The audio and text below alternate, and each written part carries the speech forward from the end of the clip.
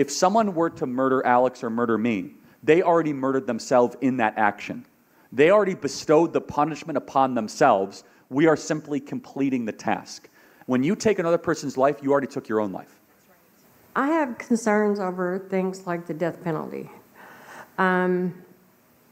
Is it? It's one of the 10 Commandments. You said no murder. So is it somehow justified because they're such a horrible criminal, or are they eliminating or changing the trajectory of God's plan for what it was supposed to be because they murdered somebody and they didn't go when God was ready for them? Great question. So I get this question a lot. So it does say do not murder. It does not say do not kill. So those are two different Hebrew words, right? So to murder is a completely different thing than to kill. For example, you're allowed to kill in self-defense. Somebody comes into your house, you are allowed to take that life if your life is being put into jeopardy. In fact, to go a step further, the reason why it made sense to ancient Israel, did you know that a life for a life, otherwise known as the death penalty, is the only law that is in all 5 books of the Torah? It's the only law. Not even the Sabbath is in all 5 books of the Torah. Now, the Sabbath exists in Genesis, but it's not in all 5 books. So this idea of taking a life if you take a life, what is it rooted in? Why does it matter? Well, first of all, God is communicating to us the first thing. Taking human life is a major deal. That's God's first moral teaching in the Torah, that it's not to be trivialized. Let me give you another example.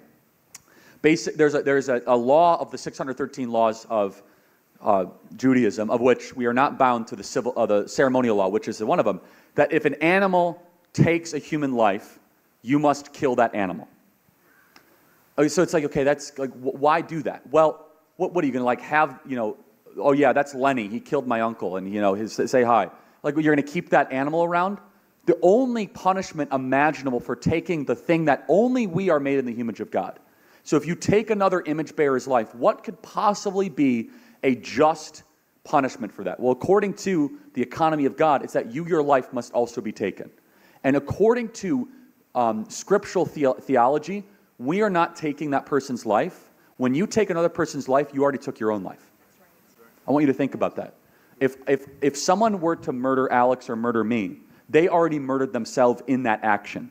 They already bestowed the punishment upon themselves. We are simply completing the task. And think about it. Some people will say, but Charlie, it's not fair because of whatever sob story liberal reason. How is it, and honestly, no, and I'll just close with it. I'll kind of finish with this. But you know who it's not fair to? It's not fair to the victims. You are cheapening the lives of the victims. You are basically saying the victims die and you get to live. So you get to continue to live even though you took the lives of others. So for example, I think it's fundamentally wrong that creep who killed those 4 college kids in Moscow, Iowa, that he gets to keep living. So he kills 4 college kids, and he keeps on getting to have life, and those people don't. In order to say that those people's lives mattered, the only just thing that we can reason ourselves to is to take that person's life. And that is not murder, that is killing, and it's societal self-defense.